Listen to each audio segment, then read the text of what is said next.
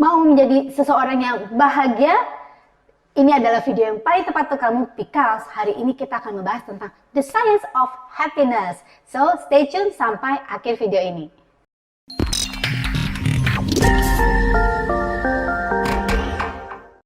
Selamat datang di channel kami, channel yang dibawakan dengan sepenuh hati, yang berbicara tentang hati, dari hati ke hati, untuk kamu yang punya hati, dan yang mau punya hati. Love, life, and ice cream. Enjoy guys! What's up everyone? Welcome back to Teta Omega TV channel, the best channel for inspiration, healing, and transformation to help you become the best version of yourself.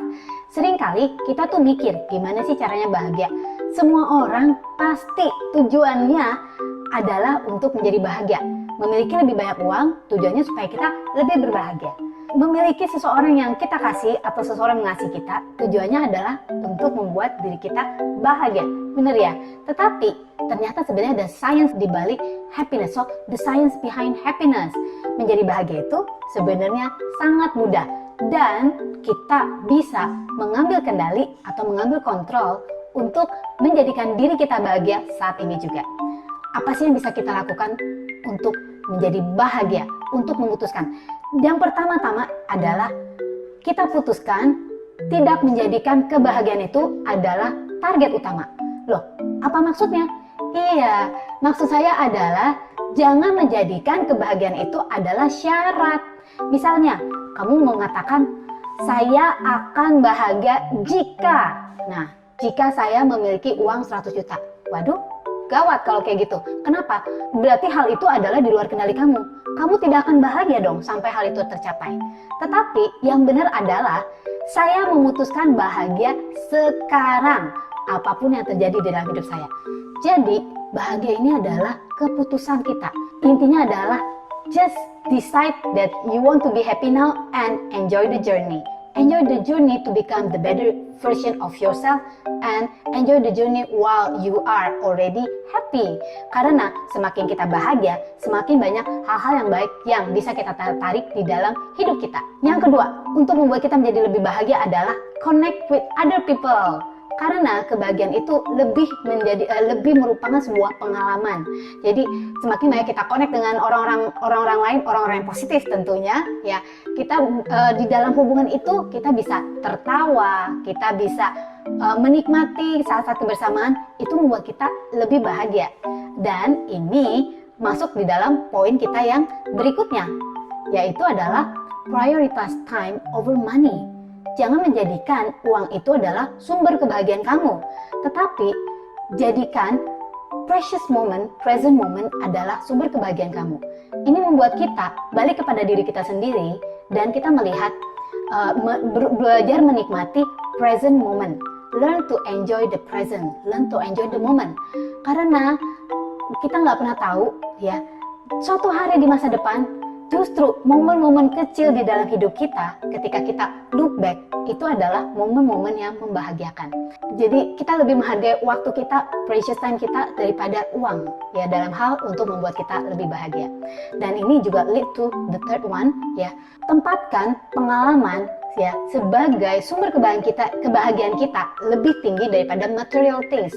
Not only with the money but everything ya. Bukan berarti kita bahagia ketika kita mendapatkan hadiah.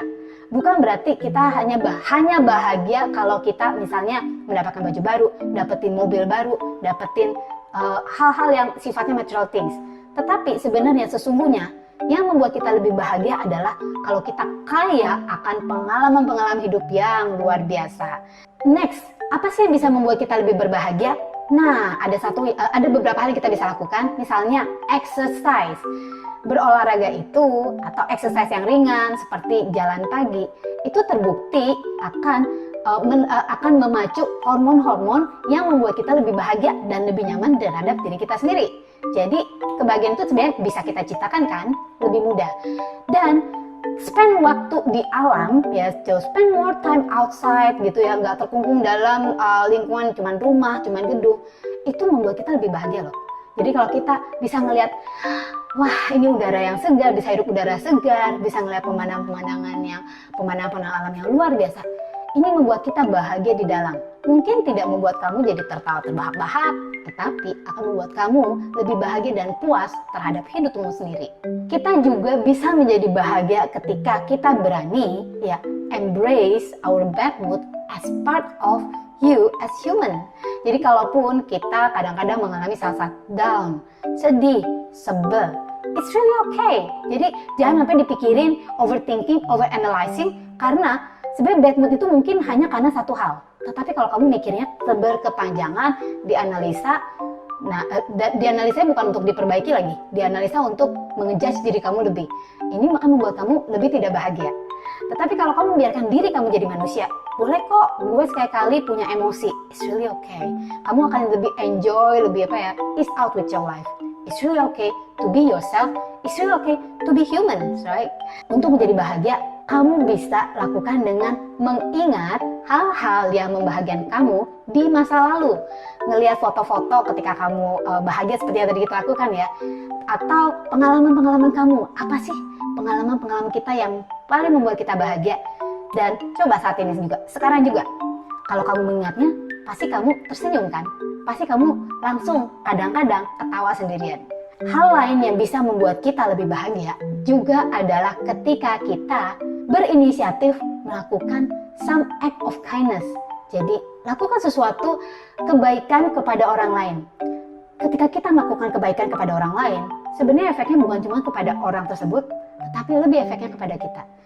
Kita menjadi connect with our higher self and we know that we're doing the right thing and it makes us happy.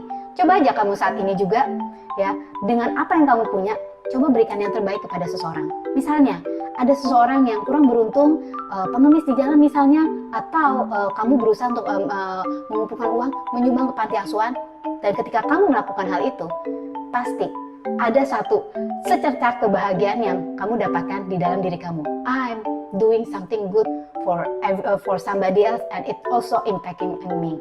Kita juga lebih bisa bahagia ketika kita fokus terhadap sesuatu yang kita nantikan. Pasti kalau kita nantikan yang positif dong, yang kita nantikan di masa depan. Misalnya kita menantikan liburan Natal, liburan akhir tahun. Hore, kamu pasti lebih bahagia.